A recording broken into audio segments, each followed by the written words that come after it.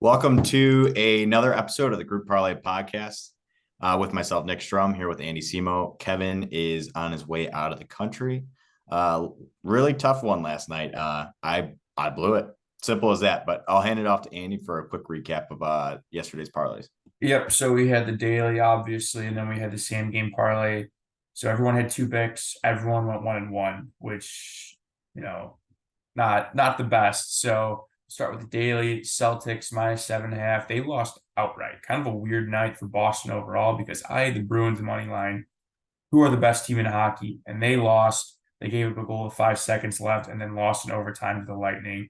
Really, they didn't look that great. Did you watch that one? I did, yeah. Unbelievable how the Lightning kept it in the zone with 10 seconds left. I thought it was out past the blue line and midair, kept it in the zone, and they score with 4 seconds. It was Well, it was the pretty real impressive. thing that they did, the guy he was at he was in the center ice and he didn't shoot it on net with the open net. He tried to pass it to the guy who had a hat trick in the period to get his fourth goal, and it got picked off. It was like all he had to do was put the puck in the net. So kind of aggravating. And then Canucks, they won by 2. Yeah, nice hit there, Strom. And then for the same game parlay, we had the under 47.5. Or Cav does it again. Primetime unders. He loves them. DeAndre Swift over 18.5 receiving yards. He hit that pretty nicely. Jerick McKinnon just couldn't get it. He had 2 catches, but only 8 yards. In So the first half, too. yeah, yeah. I don't know if he got a target in the second half. I don't think so. Or he did. He got that one where Mahomes almost got sacked and he overthrew him. Like, If he got it over the defender, I think he had some space to run. So yeah. I don't know if he overnight. would have got 7 yards though. He probably would have got like 5. So is what it is. Take it the next day. Is we're still up on the month, 6.2 units. Cavs 15-11. I'm 14-11-1, and you're 11-14.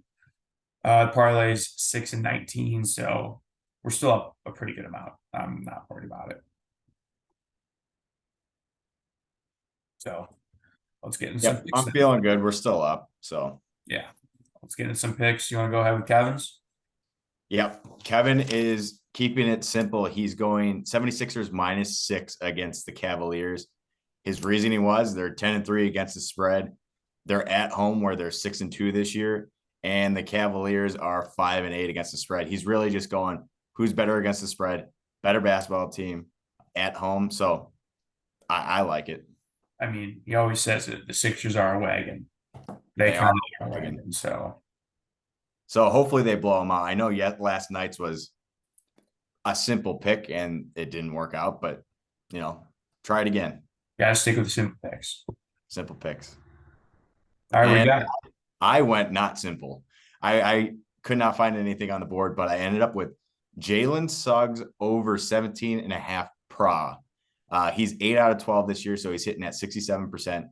When he plays more than 22 minutes, he's hit 7 out of 9 games this year, which is 78%. So there's a couple games where he had a hip injury. He didn't play a lot, like 18 minutes or so. I see this as a get right game. It's not even playoff basketball. It's the tournament game. I don't even know what you want to call it, but 17.5 pra is a little low for him. He's averaging closer to 19. So that's what I'm going with. Trying to keep it simple, but not simple at the same time. yeah, I feel you there because my pick's kind of in the same breath. I'm going Trae Young over 24.5 points. They're playing the Pacers, who have the worst defense in basketball. They're giving up 125 points a game, which is absurd. And then Trae Young's obviously the star of the Hawks.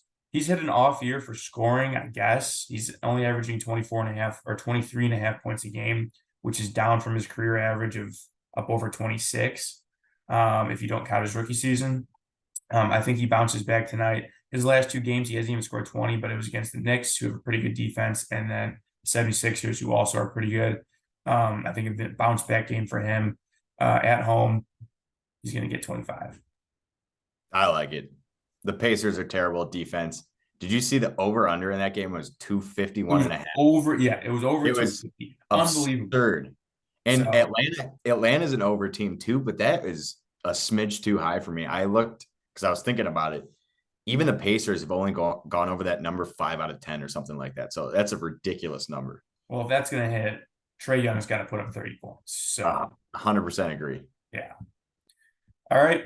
Recap the bet. So we got 76ers -6 at -150. Trae Young, 24.5 points, -125.